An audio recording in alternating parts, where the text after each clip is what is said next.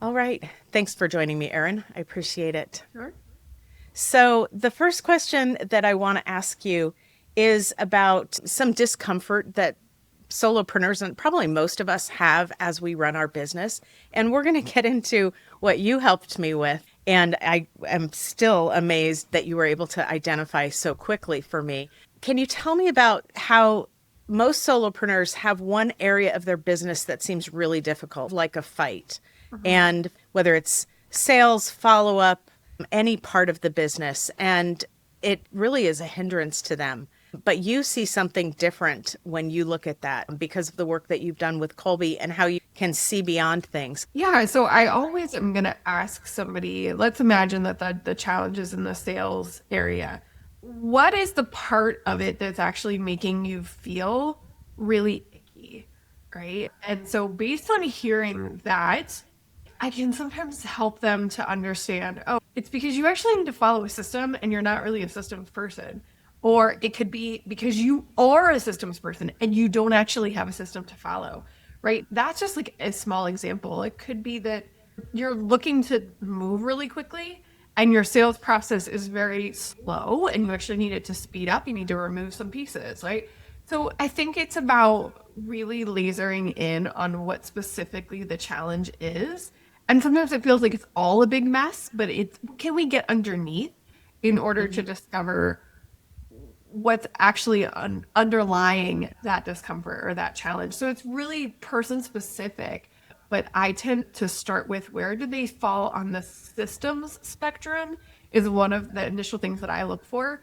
And it's weird how often that is actually the culprit is whether they can, build a system, follow a system, hold one, or if they just really are a system breaker, which is a huge strength, but not necessarily going to help them with the problem that they're having. That kind of dovetails nicely into when I heard you talk about the Colby. Do you call is it the Colby Index? Yeah, Yeah, the the Colby Colby A. The Index. Colby has A, B, and C. They do different things. So the Colby A is the classic one that Oh, most people take first. great. So I had taken that and then heard you speak. And then when we met and I told you my numbers, you just nailed me right away. And I think that that was, I mean, that kind of blew me away in a way because I am a systems person, but it depends upon what I call being a systems person. I love systems. I love building systems. I think in terms of systems, Yeah. but I have trouble following systems. So tell me what, if you can, that conversation that we had, I wish we had been recording, but can you tell me when I told you this, what you said to me Sure. Yeah, exactly? yeah.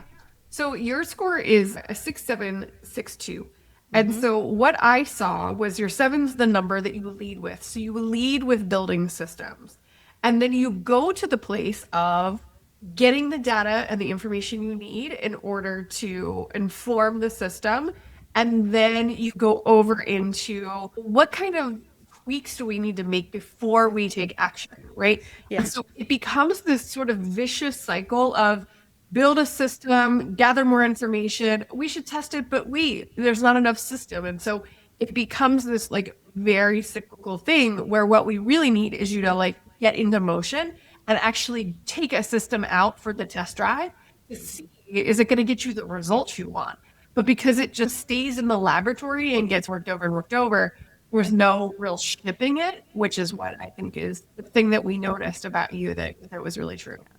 And that made me laugh because honestly, where I am now, and I feel like it's almost like we need to lock the system building room Yes. and I can't go back in there. And I think I can do that right now. So, Yes. And especially when it's something that, about your business that you're a bit uncomfortable with, it is hmm so much more comfortable to stay in the systems laboratory, so to speak, as opposed to like going out and actually test driving it and seeing whether it's going to work. Because that's where there's potential for rejection and failure and feelings and all the things that could happen if you go and actually test it on real humans. And so it's a really good opportunity for you whenever you're thinking about, well, this isn't perfect. I don't have it all dialed in, is to really think about it in some phases of, okay, well, this is the MVP phase. I'm just getting something out there. I'm going to get real humans to give me the feedback I need to then refine and make it closer and better. to what I want it to be in terms of outcome. So yeah, you're doing the right stuff. That's awesome. Thank you. But for those who, not everybody's wired like I'm wired. Sure. So for True. somebody who's not the systems builder, harder to implement, tell me a little bit about what that might look like, something so people can resonate with, a different approach or a different It's angle. what I see a lot of is the quick start, innovative, visionary entrepreneur who has 8 ideas before breakfast. And then they want to go out and they want to do all these ideas. And there's a couple things that can happen. One, if they are not a systems builder, in fact, maybe if they're a systems breaker, the strength of a systems breaker is adapt, right? But what that means is their ability to do this rapid iteration and just sort of fly by the seat of their pants is really good when it comes to speed of execution, but not so good if you actually need to have a framework or a system to follow, because they're not going to be the one to build it. So if they don't have a team member, if they don't have anybody supporting them, where's the framework going to come from? And that's where you get this very scattershot, messy kind of back end business with a lot of half started ideas that didn't really come to fruition, because the idea phase is so much more pleasurable for that kind of person. And they'd rather having new ideas than actually have to put one into full motion and document it and get the framework around it. So that's an example of another kind of type that I see often. Is there a third one? You've got me thinking. I'd never thought about it that way. Yeah. I always like to tell the story about people who lead as fact finders. They're really into gathering the information, doing the research. I had this client once, she wanted to get an ice cream maker for her family for the summer. They were going to make ice cream, homemade ice cream. And so she made her spreadsheet, she found all the different ice cream makers, and she had all the links and the reviews. And it was gorgeous what she built. And by the time she finally made the decision on which one of them she was going to purchase, it was August and summer was over. And it was like, we started this in June and it took us to the middle of August to decide on an ice cream maker. That is one of these classic types that they'll just research because they don't know enough and they haven't filled in all the boxes and variables. And so one of the self-coaching questions that we ask, if you're that kind of a person, you're a heavy researcher, is, do I have enough information to move forward? When you've got to get to the point where that fact finder is satiated enough that you can take the action and move forward. And that can be a place where, again, people really get stuck. If they're also a system builder, they're going to research and build the system, and then they're going to go back and research some more and build the system. And again, not shipping it. So it really depends what all of their numbers are in their design that really give you the signals or the clues on how to help them. But those are some of the classic patterns. Now, do you recommend, obviously there's different tools to use. Is there a Kolbe test link that somebody can take free? Yeah, it's not a free test. Kolbe charges for it, and consultants obviously charge for it too. So this is, the way that I sell it is through, my offer is called Flowprint Formula, and it's $197, and you get more than just your results. You actually get a lot of this synthesis around how you're wired to show up. So if that's something somebody's interested in, they can always reach out to me. But I think that I can answer the question in a more general way so that people can get something from the answer, even if they don't want to get the test.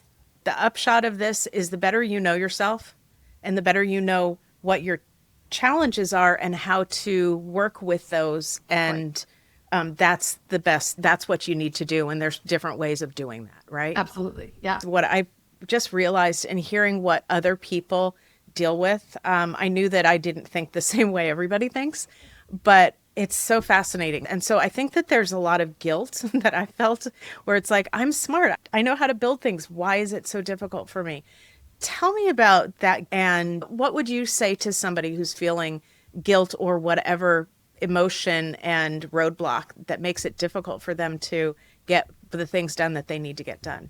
Yeah, so this is so universal. So the first thing you got to do when you're thinking about where the guilt is showing up, you're just feeling guilty, you're like, I should be able to do all the things. Thing number one, you need to decide, do you actually want to be a solopreneur or do you want to build a team?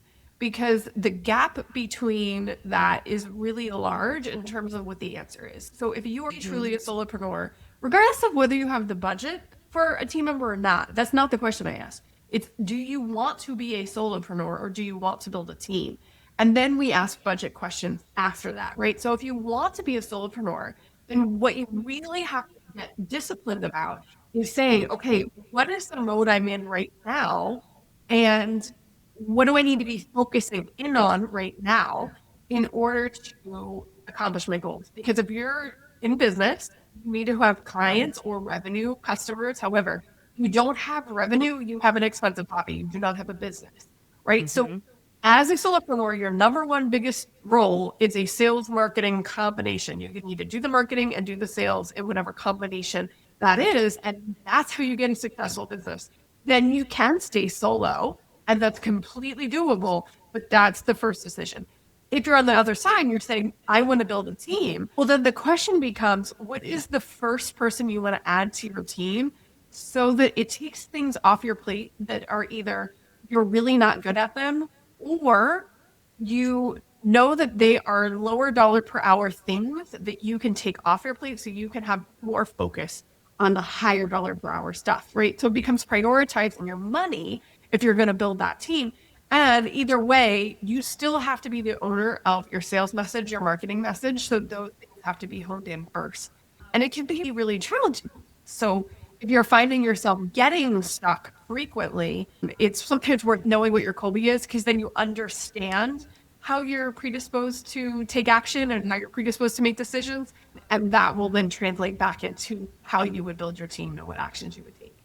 Yeah, that's incredibly valuable. And I love what you said about as the owner of the business, you still have to own your marketing and your messaging. That's music to my ears as a marketing person.